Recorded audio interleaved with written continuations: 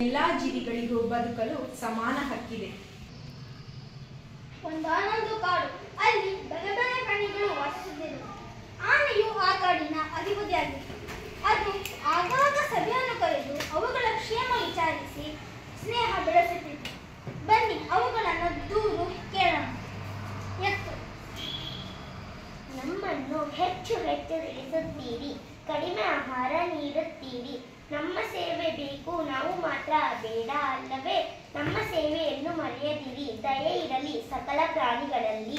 ಜಿಂಕೆ: ನಮ್ಮ ಬದುಕಿನಾಧಾರ ಕಾಡು, ಅದನ್ನು ನಾಶ ಮಾಡುತ್ತಿದ್ದೀರಿ. ನಮಗೆ ತಿನ್ನಲು ಹುಲ್ಲಿಲ್ಲ, ಮಲಗಲು ಮರದ ನೆರಳಿಲ್ಲ. ಕಾಡು ನಮಗೂ ಬೇಕು, ನಿಮಗೂ ಬೇಕು. ನಮ್ಮನ್ನು ಉಳಿಸಿರಿ, ನೀವು ಉಳಿಯಿರಿ. ಆನೆ: ನೀರು ಅಮೂಲ್ಯ ಸಂಪತ್ತು, ಅದನ್ನು ಹಾಳು ಮಾಡುತ್ತಿದ್ದೀರಿ. ಕಸ ಕಡ್ಡಿ ಹಾಕಿ ಕಲ್ಮಶಗೊಳಿಸುತ್ತಿದ್ದೀರಿ. ನಮಗೆ ನೀರಲ್ಲಿರಲು ಕಷ್ಟವಾಗುತ್ತಿದೆ. ನೀರು ನಮ್ಮೆಲ್ಲರ ಜೀವ. ನೀರನ್ನು ದುರ್ಬಳಕೆ ಮಾಡಬೇಡಿ, ಅದು ಶುದ್ಧಗೊಳಿಸಬೇಕು. ಎಲ್ಲವನ್ನು ನೀವೇ ತಿನ್ನುತ್ತೀರಿ, ತಿಂದು ಹೆಚ್ಚಾಗಿ ಹಾಳು ಮಾಡುತ್ತೀರಿ. ನಮ್ಮ ಹೊಟ್ಟೆ ಹಸಿವಿನ ಬಗ್ಗೆ ನೀವು ಗಮನಿಸುವುದಿಲ್ಲ, ನಮಗೇನೂ ಉಳಿಸುವುದಿಲ್ಲ. ನೀವು ತಿನ್ನಿ, ನಮಗೂ ತಿನ್ನಲು ಬಿಡಿ. ನಾವು ನಡೆಯಬೇಕು, ಹೋರಾಡಬೇಕು, ನಮಗೂ ದಾರಿ ಬಿಡಿ. ಹಾದಿ ಬೀದಿಯಲ್ಲಿ ನೀವು ಮತ್ತೆ ನಿಮ್ಮ ವಾಹನಗಳು ತುಂಬಿವೆ. ಮೈ ಮೇಲೆ ಎಚ್ಚರವಿಲ್ಲದಂತೆ ಸಾಗುತ್ತೀರಿ, ಇತರಿಗೂ ತೊಂದರೆ ಕೊಡುತ್ತೀರಿ. ಸರಿಯಾಗಿ ಚರಿಸಲು ಬಿಡಿ.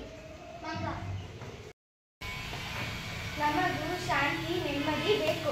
ನೋವಿನಲ್ಲೂ ನಲಿವಿನಲ್ಲೂ ಪಟಾಕಿ ಸಿಡಿಸುತ್ತೀರಿ. ನಮ್ಮನ್ನು ಓಡಿಸಲು ಮದ್ದು ಗುಂಡುಗಳನ್ನು ಹಾರಿಸುತ್ತೀರಿ. ನಮ್ಮ ಹೃದಯವೇ ಸಿಡಿದು ಹೋದಂತಾಗುತ್ತದೆ. ಮದ್ದು ಗುಂಡುಗಳನ್ನು ಸಿಡಿಸಬೇಡಿ, ಶಾಂತಿಯನ್ನು ಕೆಡಿಸಬೇಡಿ.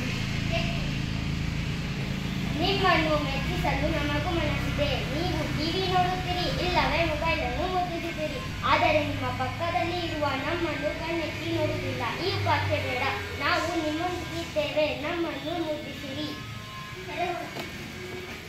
ನಾವು ರೈತರಿಗೂ ನಿಮಗೂ ಮಿತ್ರರು. ಬೇಗ ಬೆಳೆ ತೆಗೆಯಲು ವಿಷದ ಗೊಬ್ಬರ ಹಾಕುತ್ತಾರೆ. ತರತರದ ಔಷಧ ಚಿಮುಕಿಸುತ್ತೀರಿ.